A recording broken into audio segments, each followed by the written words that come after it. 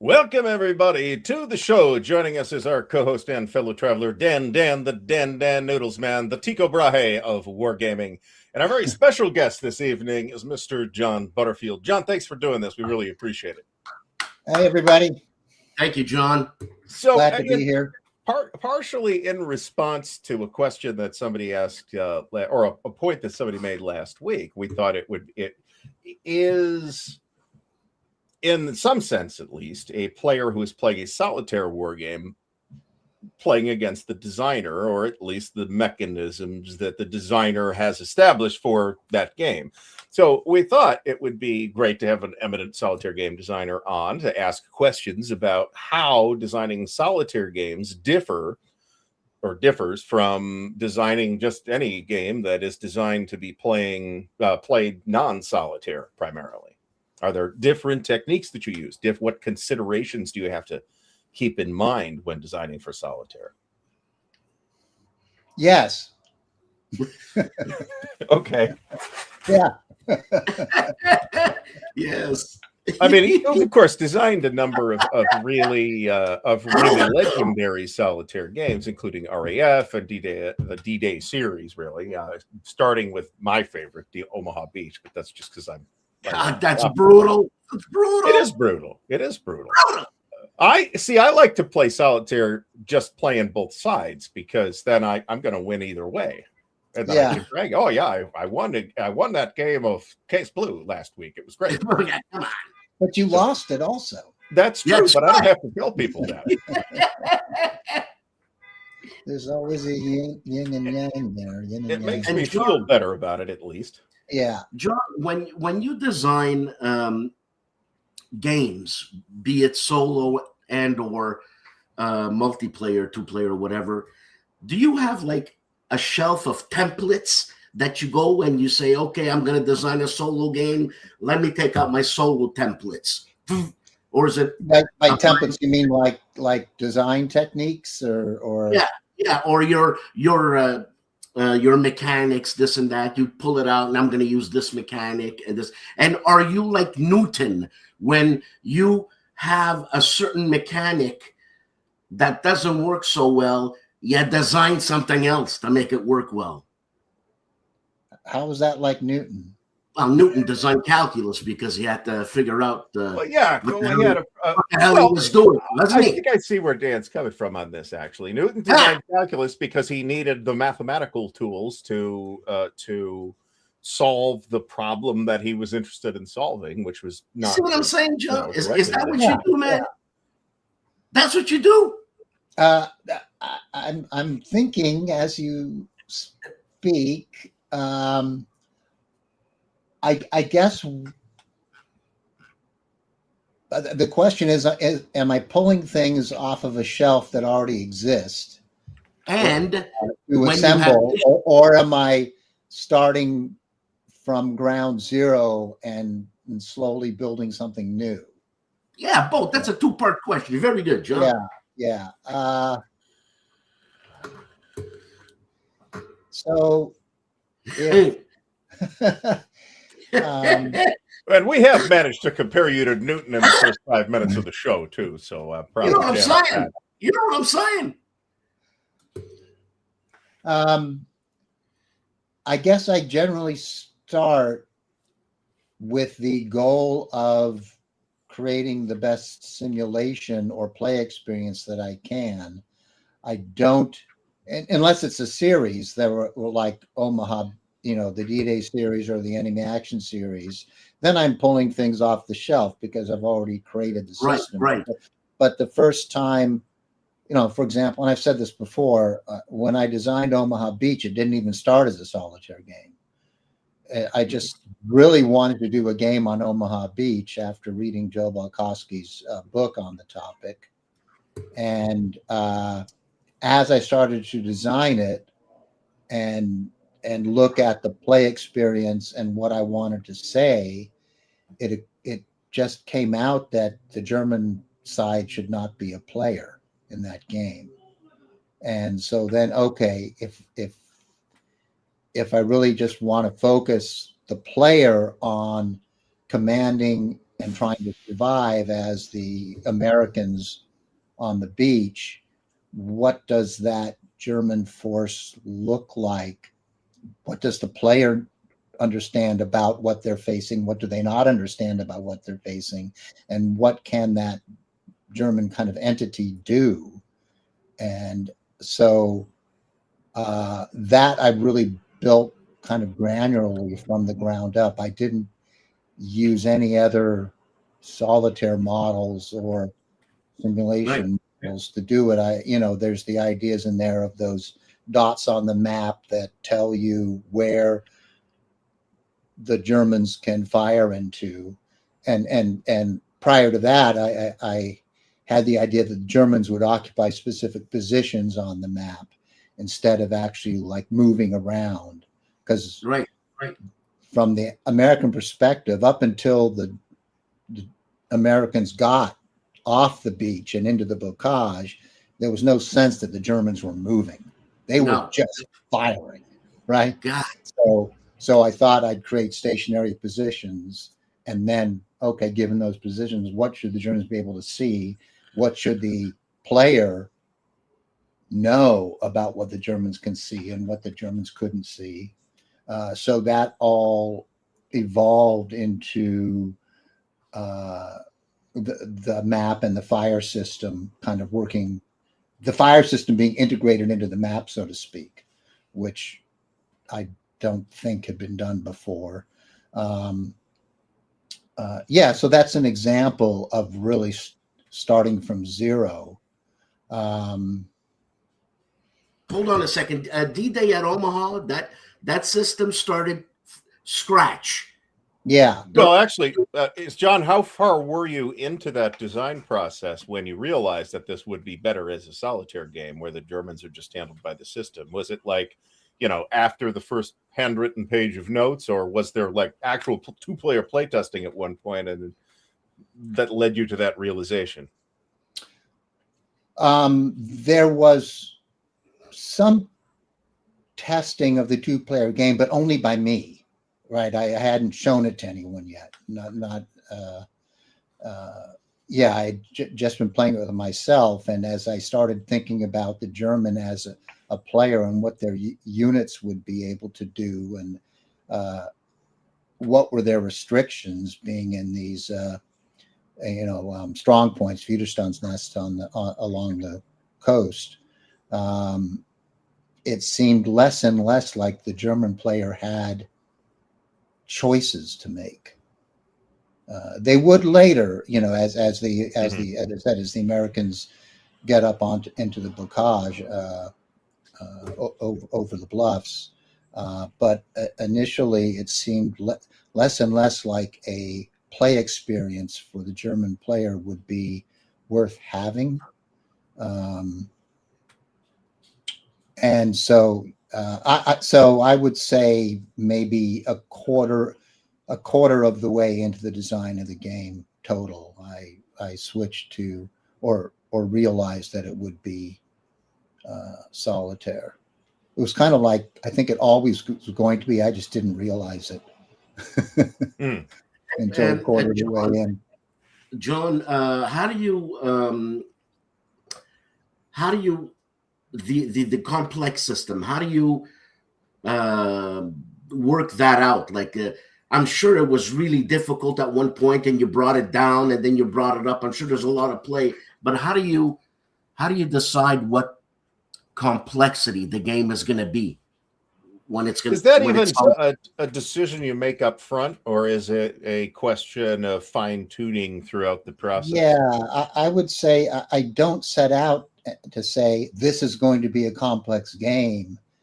In fact, I try to make it, believe it or not, as simple as I can. But and I think that Omaha Beach is a kind of a mid complexity level, whereas my Enemy Action series, the solo versions of that, are complex and they just grew in their complexity as I was dealing with. Your opponent has full mobility and is moving around the map just like you are in a very mobile battle. the Battle of the Bulge or enemy action, the Kharkov battles, especially, they were very mobile. So the system got as complex ultimately as it needed to be to allow a system to operate with that much flexibility. Of, you know, like when you play a two-player operational war game, you're unlimited, right? You can go wherever you want. You can fight, not fight. It's a real sweeping activity, and you want not only the player to have full command, you also want the AI they're playing, the other side, to feel the same way as if they do. So I guess the complexity is a measure of the intelligence of the opposing system. And how do you stop designing a game like D-Day at Omaha Beach? When do you say, okay, enough is enough? When you're tired? Yeah, Because when you're tired, Boy, I let's figured, take a look at this thing. Let's push it. yeah, that I think I'm jumping around between games here because the answer is kind of different for, you know, I have all these different solo systems in my head. Like there's enemy action, there's D-Day on the Beach, there's the RAF system, there's the narrative paragraph system like Ambush, there's the simple system I devised for the Space Corps, the solo version of Space Corps, and there's a few others I've done, and each one is an entirely different approach to how to handle the solitaire side. So it's hard to answer that question in one way. I mean, is that how you keep yourself entertained, by doing different systems, new developments, whatever? Like as an artist, you got to keep entertained. Yeah, I keep but it's not. So designing solo systems isn't the reason I'm a designer. I like designing great, you know, games that I would enjoy to play, and solitaire systems can be a part of that.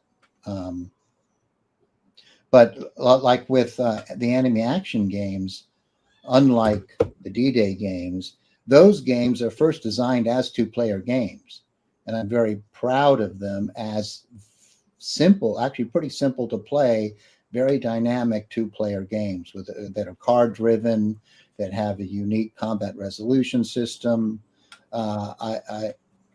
That's what I enjoy about designing is creating systems, to me, that are fun to play and also are historically viable at the same time, and you know, create a play experience that allows you to model history, just to some extent, anyway.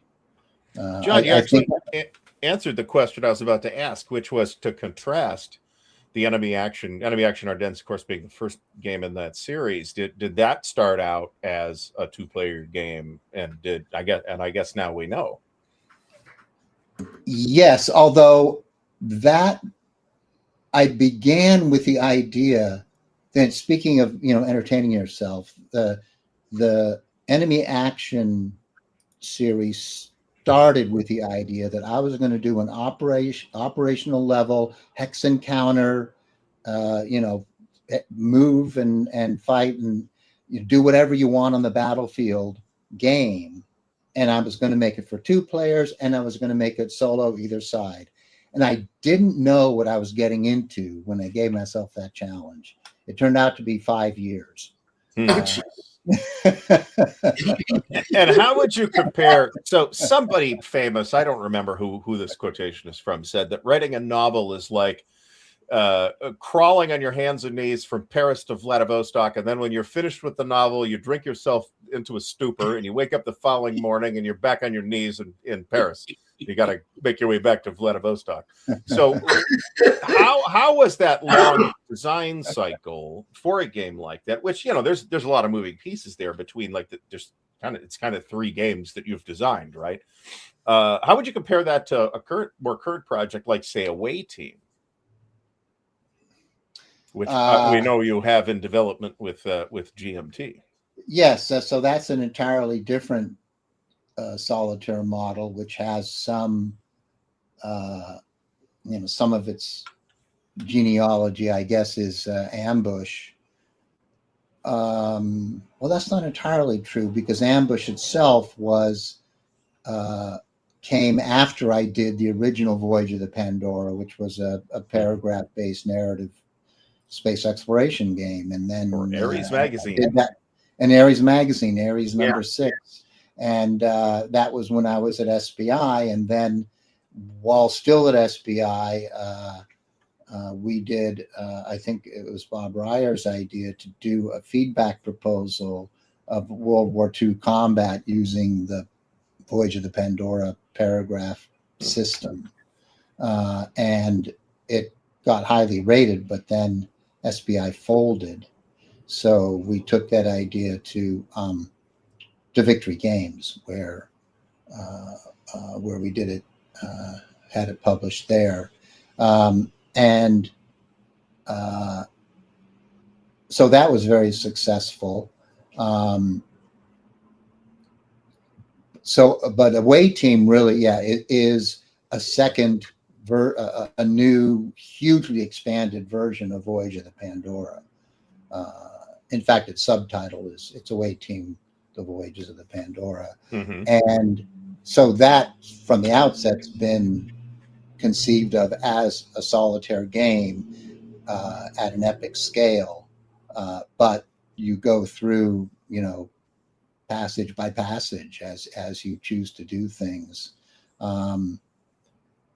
So it's inspired by that basic system, but that was just reading passages. But the new game has decks of cards. Each card's an encounter that you pull from the deck of 150 different encounters.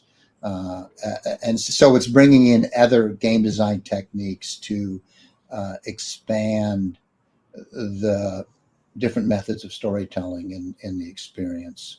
Are you ever sorry you started a game? Some days, yes.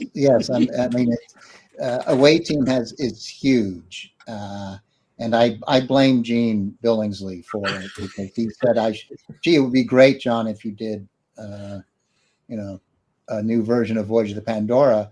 So I agreed. Mr. President himself. Yes, exactly. So,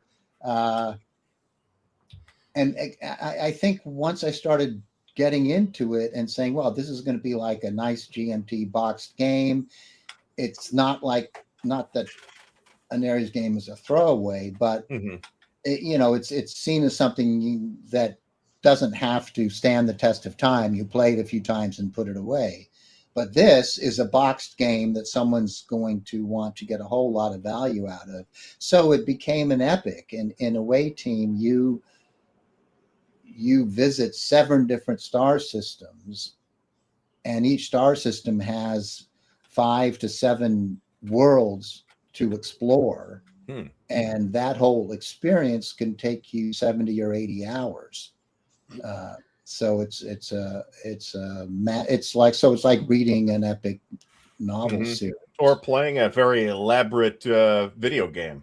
I was going to say, I mean, what external circumstances led you to create, other than reading the book? I think you read a book, or was it Space Corps that you read the book and you developed that the was game? Space Corps. Yeah, that's the difference. Oh, right.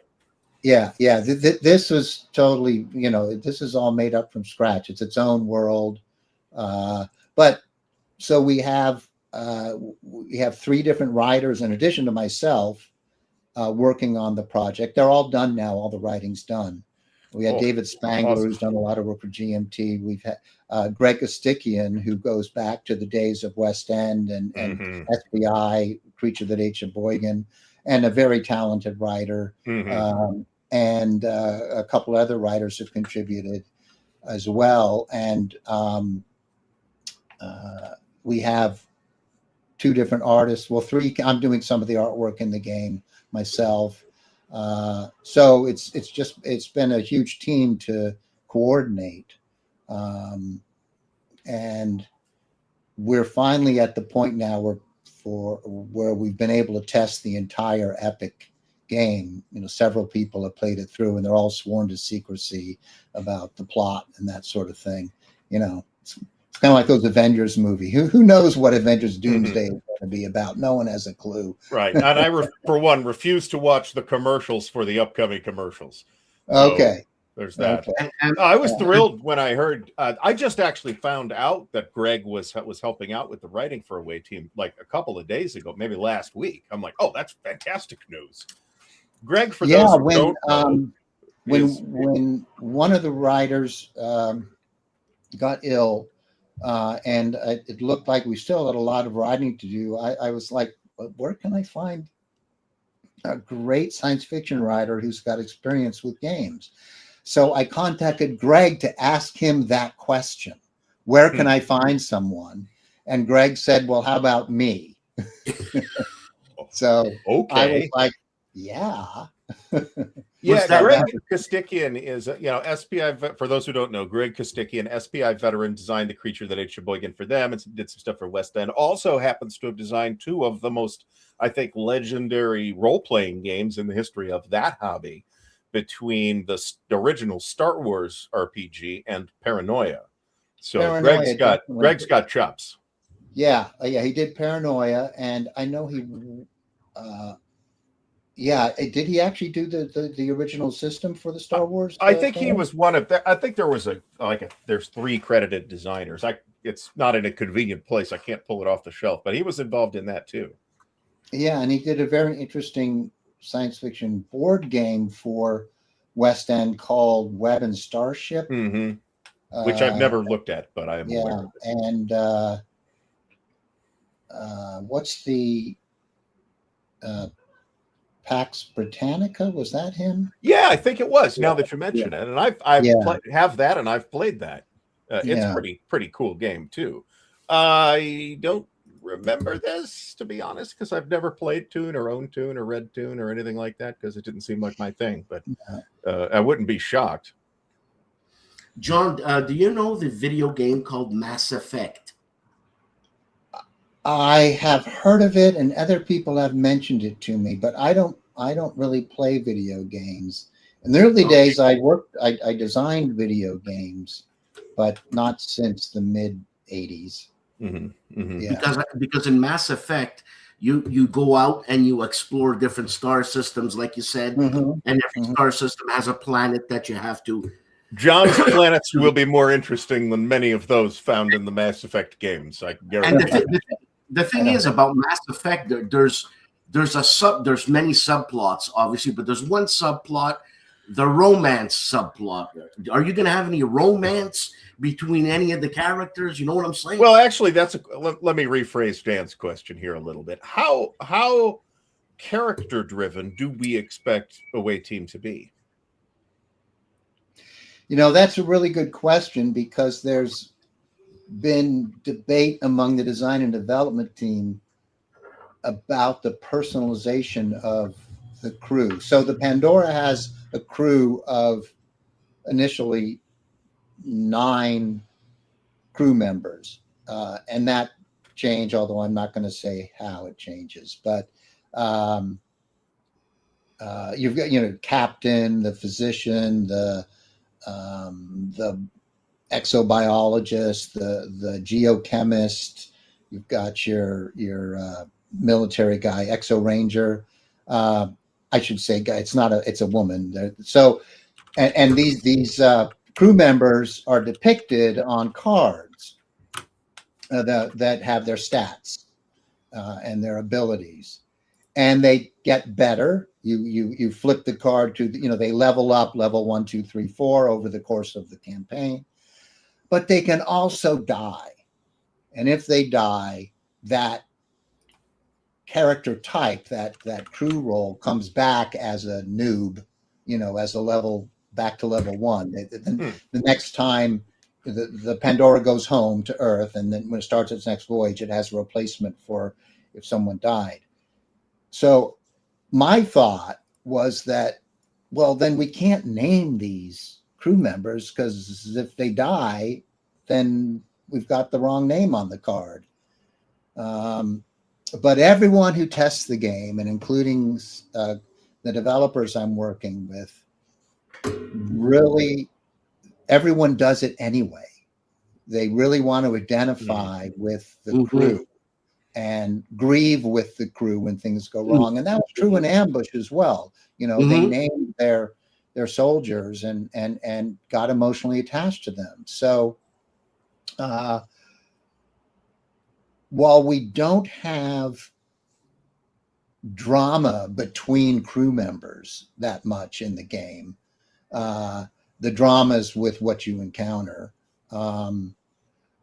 we do want to encourage identification with the crew. So we're adding a core system to the game that gives you a way physically to name your characters, but if they die, you can rename them. It'll be a part of the components. It wasn't an option that if they died, and that's it. That character and all their stats and levels gone, and you got to spiral as the now outnumbered crew down several crew members meets a grisly fate. Yeah, you didn't. I'm sure you thought about that, but what? It's not viable. Well, I'm not sure what you mean, because that is what happens. I mean, you have crew members die, and so for that voyage to that star system, you're shorthanded. But when you return to Earth, I see. The roles of those dead crew members, if the physician died, you will get a new physician, inexperienced. Okay, right? I got you. Yeah, John. Yeah. But if we gave the name on the card of that physician, you know, Bones or whatever, if Bones dies, you don't want the next doctor to be named Bones, right? No. Right. But how can we do that on printed cards? But anyway, we've come up with a solution that we like, and so we're going to encourage players to name their crew and to grieve when they die, and that sort of thing. I mean, it sounds, the game, John, sounds hugely cooperative. Also, cooperative. Yeah, like you can play with many players.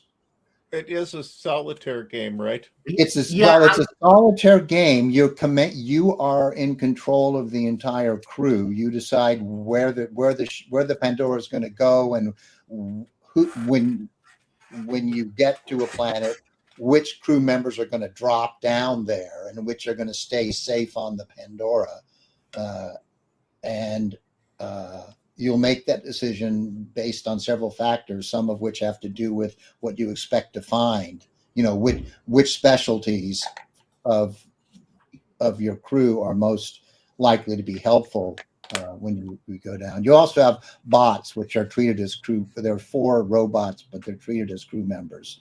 They can go down or not as well to the planet's surface. That's cool too. So it is, at its core, designed as a solitaire game. It is often played cooperatively with just 2 or even 3 people figuring out together what to do, what decisions to make.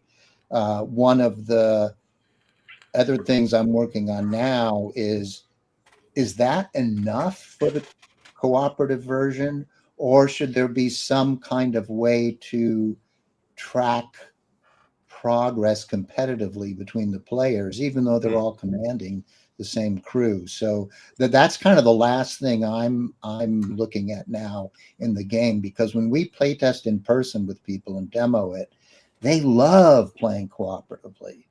Mm-hmm. That's why to argue over what to do next, and then blame each other for the choices. Right. I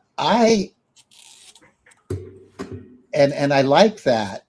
I will say, when it comes to the group cooperative games that are popular, like Pandemic and things of that nature. I don't like playing them. No, neither do I. Because the person who knows the game best takes over and makes the decisions for the That's group, right. and everyone kind of, okay, whatever, you know what you're doing. It kind of, I'm not crazy about that. I guess it depends on your style of play. No. So, yeah. So I think what anyway. Dan was trying to get at is it sounds awesome, and he imagines many players playing it themselves, by themselves, as well. But so let's knock Perigy's question out here, and I think he's talking about the sort of difficulty in terms of, like, quote unquote beating the game. But I would ask this in terms of complexity too. Where is it going to fall? Is it going to kind of be in the middle, or is it going to be, more or less? It's simpler to play than D-Day at Omaha Beach. Thank God. And I guess I mean, if you look at my games that have, dedicated solo systems, I would put it between Space Corp and RAF. Yeah. And I haven't talked about RAF today, but RAF is like mid to low complexity. It's not that hard to get into. Yeah. Besides being a fantastic game, fantastic. Oh, thank you. Dan's a huge fan. And that's been intentional, but that's one of the reasons we're adding components to the game.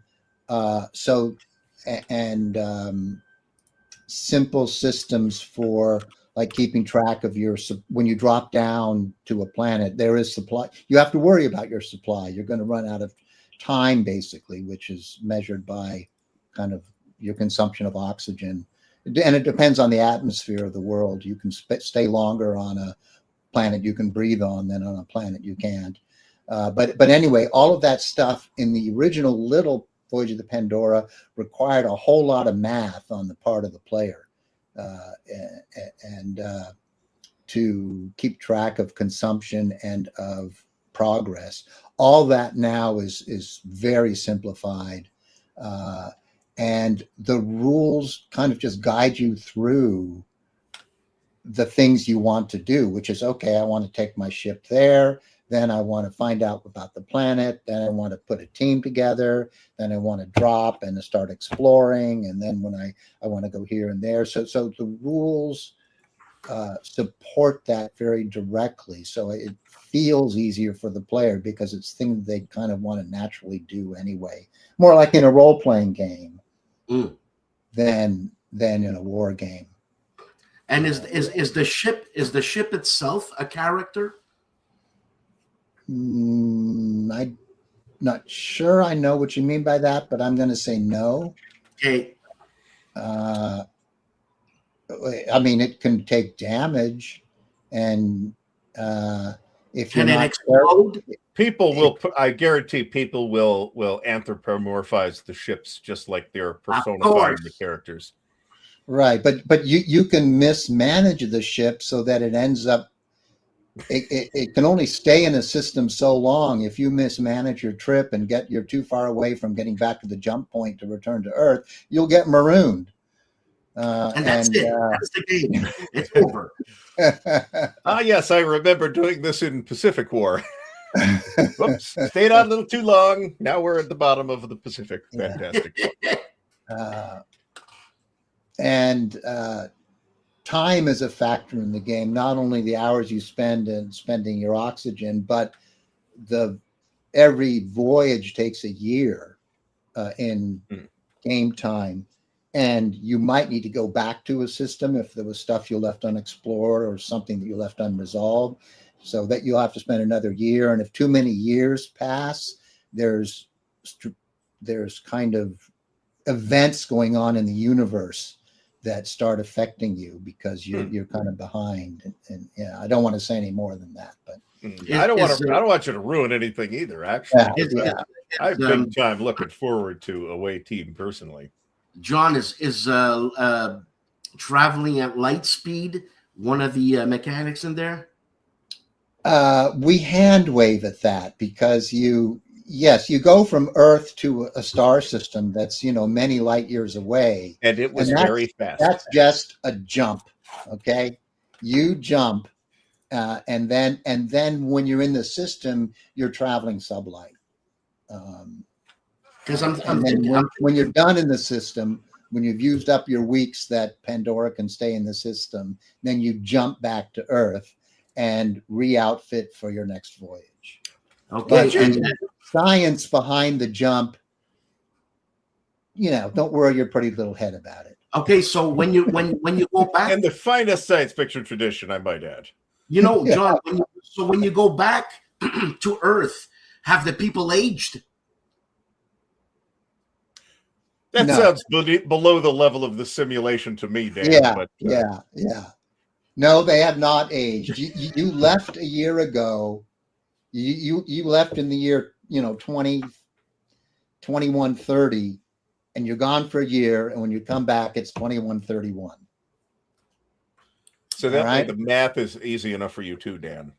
You just as I'm saying, we're the game is we're keeping the game simple in that regard. Yeah. So you mentioned RAF, John. Did that also start out as a game that was intended? Because my introduction to RAF came with the most recent Decision Fancy version. Yeah, I don't remember the old West End version. Did that start out being playable 3 ways too? No. That the West End version was British only. So it was only a solitaire game and only the British side. So the RAF story is that I had done at SPI a game called Battle Over Britain.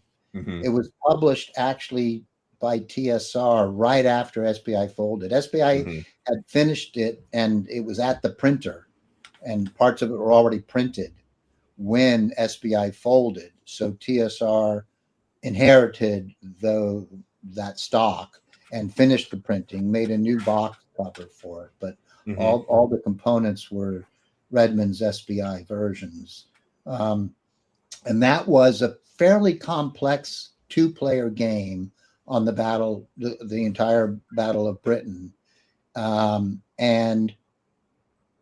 I wasn't entirely satisfied with it because the British player is great fun to play because you're reacting to all these German raids coming in and you don't know what's coming and your radar's telling you some information but not enough, and you sometimes you end up sacrificing your squadrons, other times they do heroic things. The German player, though, as the Germans did historically, spent time planning the raids for a given day, looking at the weather patterns, and then making all of their decisions really only at the start of the day.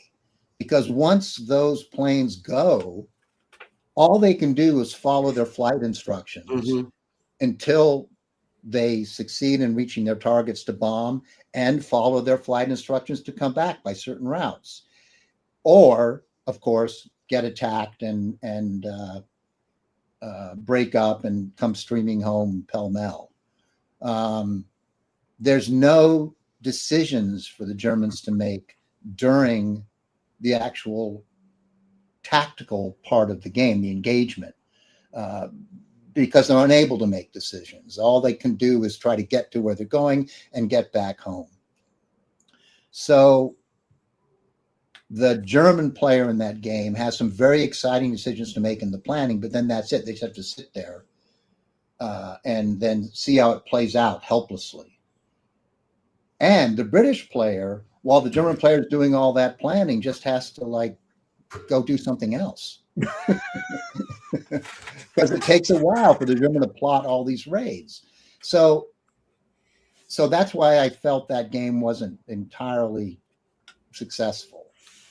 So I'll tell you what, John, I have that game and one day we'll play it.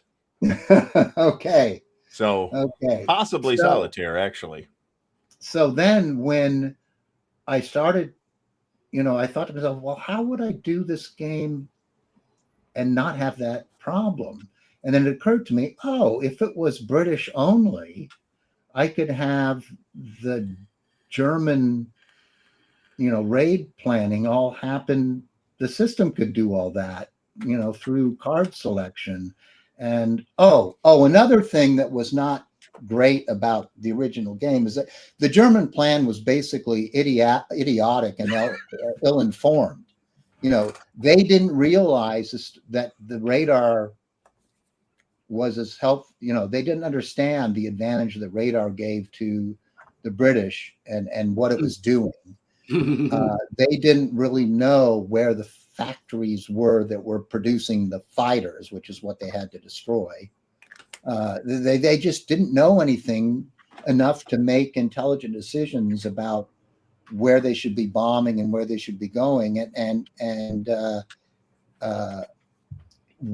Historically, when they started to get the British on the ropes, they switched to bombing the cities, which was, horrible for the population, but lost them the battle because the cities were deep in, and the RAF then had no trouble responding.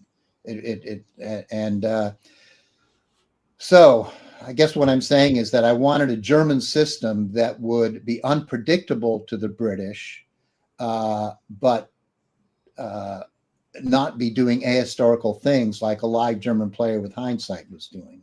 Mm-hmm. So that allowed me to create a system of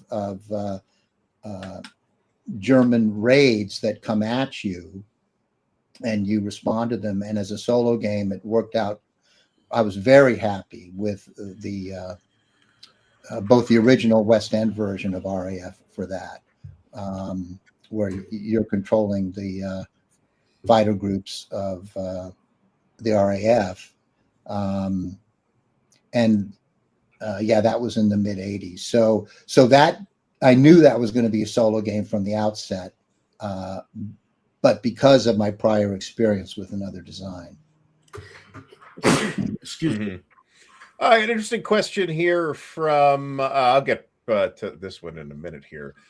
My first war game was the old SPI Paratroop that came out in like S&T 678 or something like that. Oh, yeah. And I guess you were one of the, and it's got 3 small games in it. Yeah. You were the designer of one of those, as I recall, John. Yeah, I did Red Devils, which was the first airborne in Market Garden at Arnhem. Just that division, and the Second Panzer Corps opposing them at Arnhem.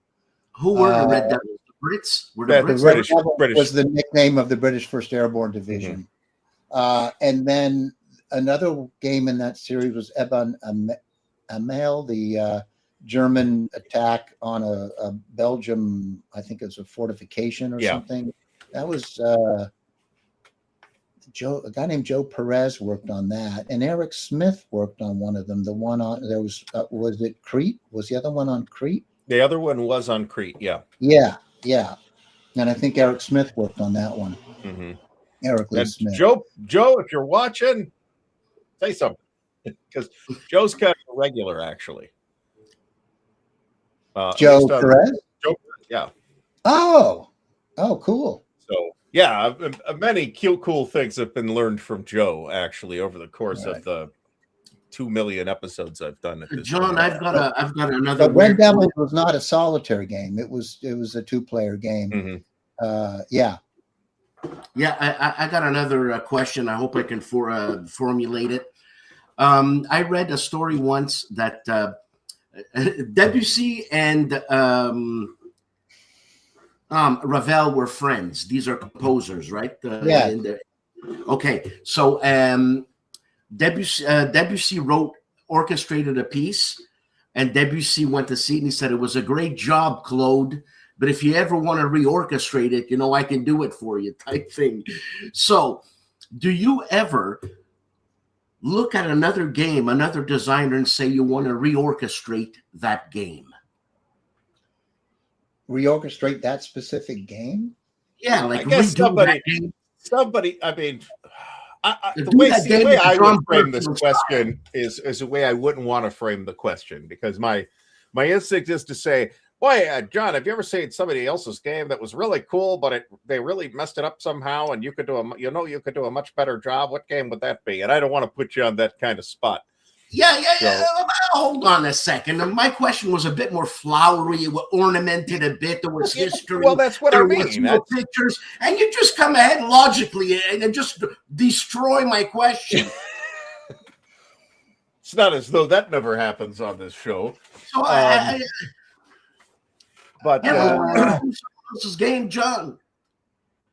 well, you don't need to tell us what game or what designer, Oh, but have you had that experience actually? Well, of I'm seeing going to another approach game that with- question a little differently. Okay. I have seen systems from other designers that I would said, "Oh, I'd love to use that system in one of my games because I really enjoy playing that system." And that would be the card-driven system that Mark Herman started in We the People. Mhm. You know, Did he first, ask and for any then, pardon?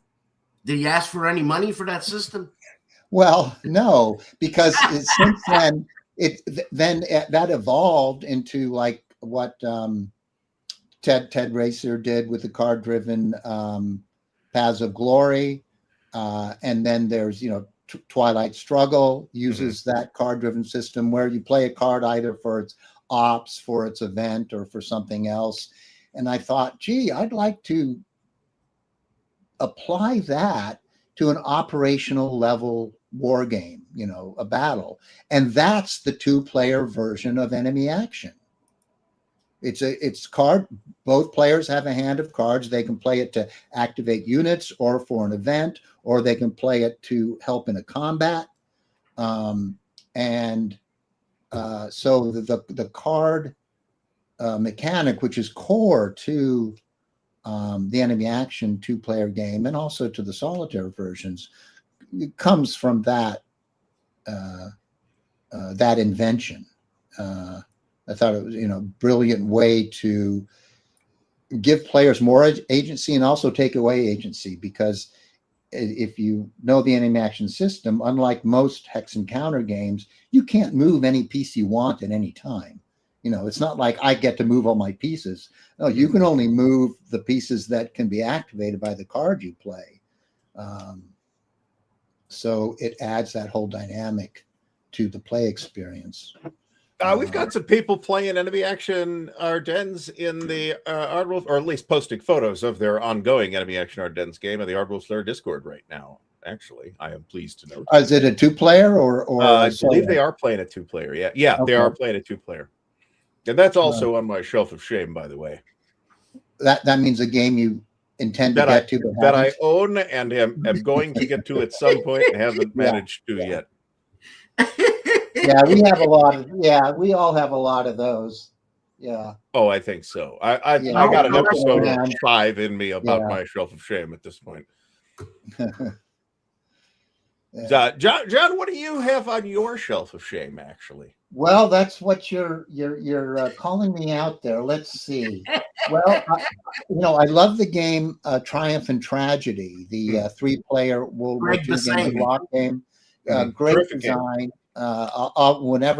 Every year I play it once at WBC with my friends James Terry and Bill Pettis, and I always lose, but I really enjoy the experience. But there's a second game in that set called Conquest and Consequence sitting here on my shelf on the Pacific, and haven't gotten to it. That's one. Another one is I've heard very good things about. Lee Brimacon Wood did The Burning Blue on Battle of Britain. I played that game, but he also did one called Bomber Command on the night raids over Germany, which is sitting here staring at me. I'm feeling guilty never getting that on the table. I can totally understand that too. So, I do have a tendency to not play other people's solitaire games. I'll get them and look at them. Like, I've never yeah, maybe I really shouldn't admit this, but I've never actually played Fields of Fire. Oh, Yeah, and it's a very highly regarded system. Mhm. I Yes, had the yes. first edition, where it had some rules issues. I know they've corrected all that, and it's a brilliant game. But and I think maybe it's because I almost don't want to be influenced by them. Well, John, a good. you are not the first designer who has said something similar to that. Hold on Yeah. a second. A good artist steals, John. Steals. Well, Liberate. that's like A good artist card-driven liberates. Yeah, the card-driven system. I mean, if I like something, I'm gonna steal. I mean, my very first design was a complete steal of Panzergruppe Guderian. I just applied that system directly to the battle at Rostov in 1940. There you go, man. Yeah, but I think that's the way most designers start out is trying their hand at using an existing system for something else. Which is, it's a great way to learn because you go through all of the, someone's calling it shelf of opportunity. Right. I like shelf that. of I like that opportunity. very much. That's very kind. Yeah. I guess the cat sounds like it's out of the bag on this, John. So I might as well ask about it. Are you working on an enemy action market card game? That's an eventual project. I will say no more about where that is in the Oh, for God's sake. Okay. Well, It's like I will say no more than shut up and take my money. Oh, okay. Yeah, you might want to invest it somewhere first. Well, get a free Find a very small money market fund somewhere and put it in there. And let don't it just stuff accrue the money interest. in your mattress. Fantastic. And of course, you've got Hell's Highway coming from New England Simulations, and that's probably going to hit sometime this year or next 2026, I should say. This coming year, that should be published, and that's Hold on a really second. close. I've really enjoyed working with New England Simulations, Mark Hinkle, and his team. We've pretty much finished play testing of the game. As you may know, it's based on my old game Hell's Highway, but Yeah, I was going to say. substantial redesign, complete redesign graphically.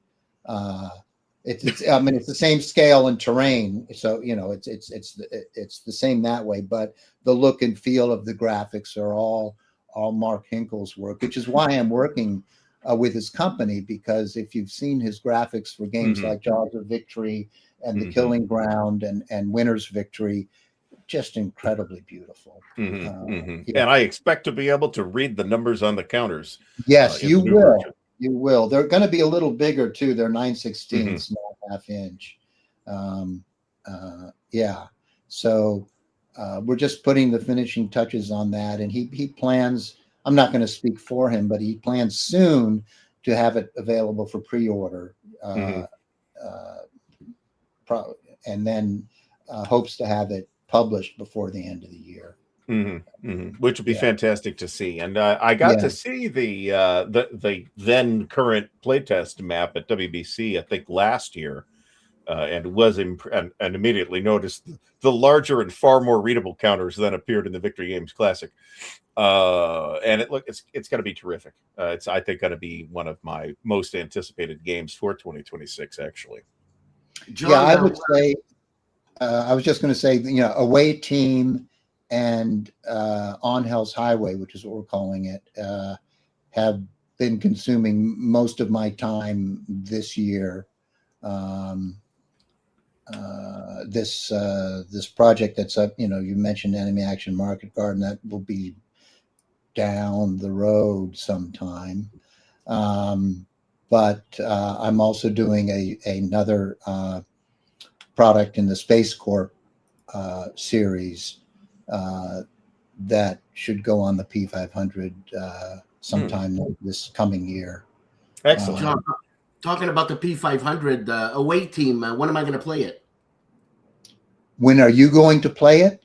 Yeah. When is it available? Well, when are you going to get it? Several folks in the chat, and I realized, of course, and as I think everybody does, that John has no direct control over the production queue or printers or anything like that. But I'm thinking we might see this in 2026, right? Away team. Hold on a second. I think it's likely, but at the end of 2026. Yeah, I was going to say, let's ask the designer. I already don't assume. Right. You know what I'm saying? I'm not assuming anything. I'm asking questions framed in a polite way so as not to embarrass our esteemed guest. So I'm hoping to have it in my hands anyway by this time next year. Awesome. Yeah. Awesome. Yeah. Awesome. How did you, I got another question. We've got about 5 minutes left. I don't know if this is completely out of left field or not. But you've got the Ravik game, or GMT, I should say, has the Ravik game coming out too, and that's going to be designed by Rainer Knizia. I played a playtest copy of that at the GMT Warehouse weekend last year. Mm-hmm. Yeah. What about how'd that happen? Did he approach you or GMT, or did you guys approach him, or? He had nothing to do with me. He submitted the game to GMT. It's going to take place in the same universe as Away Team, but the game itself is in no way influenced by Away Team, other than the setting. Mm-hmm. Yeah. Also, you never met. Am I thinking? Yeah, I am thinking of Richard Garfield. It's Richard Garfield, by the way. Yeah. I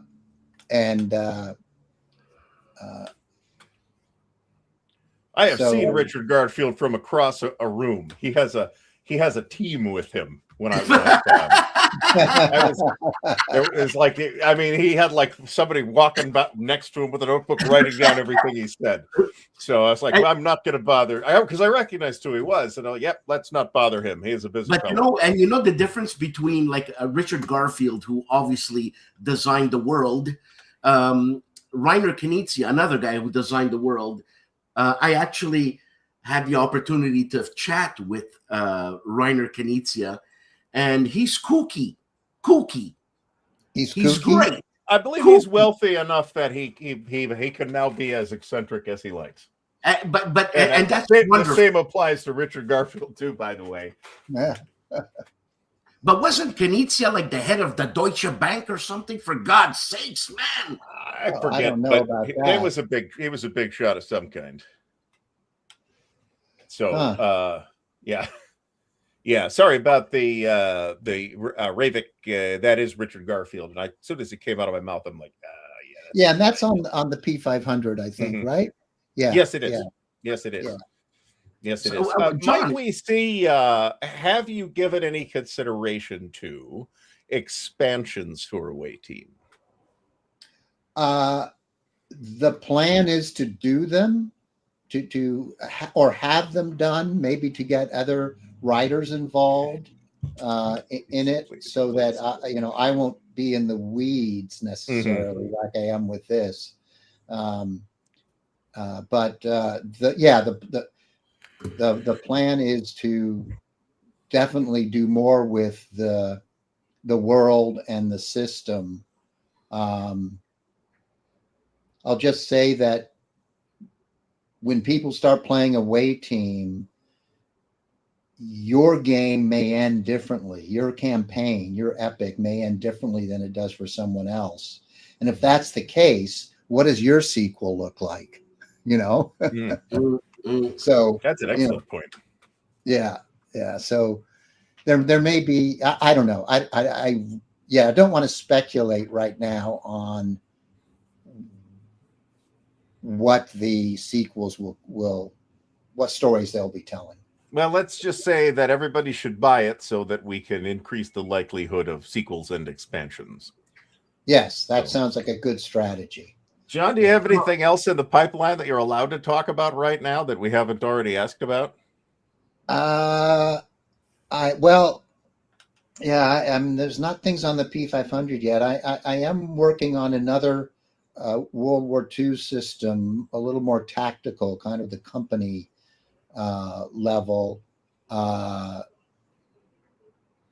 and I may have something to show for that later in the year. And we might be doing something more with Downfall.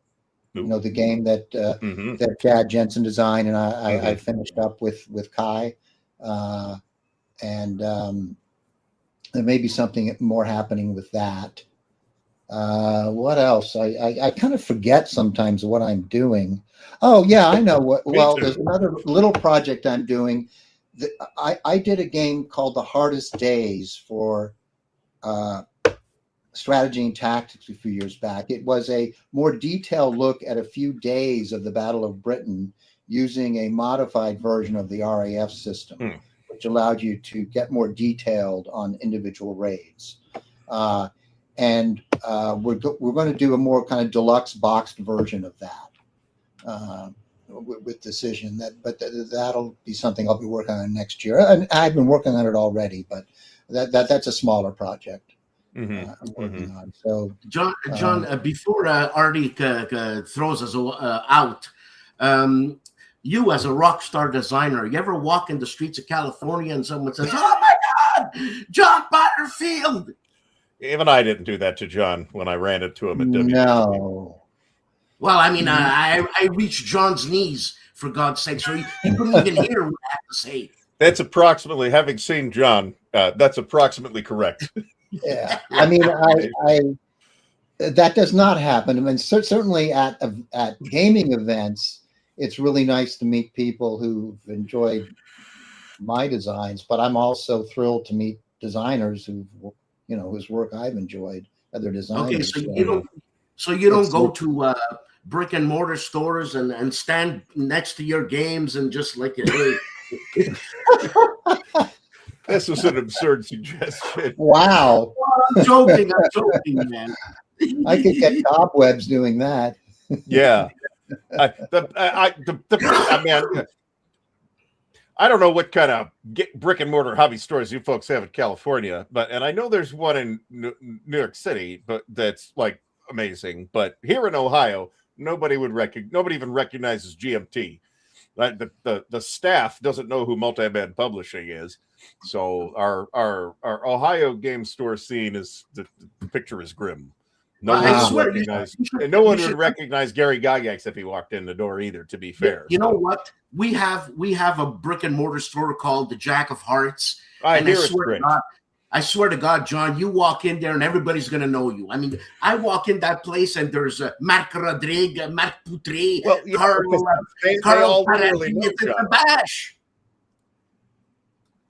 So, all right, John, thanks for doing this. As I guess we've established, we're going to have to ask you back on sometime in 2026 to talk about all these upcoming projects. And I would love to discuss a way team for you, with you, I should say. So thanks for doing this.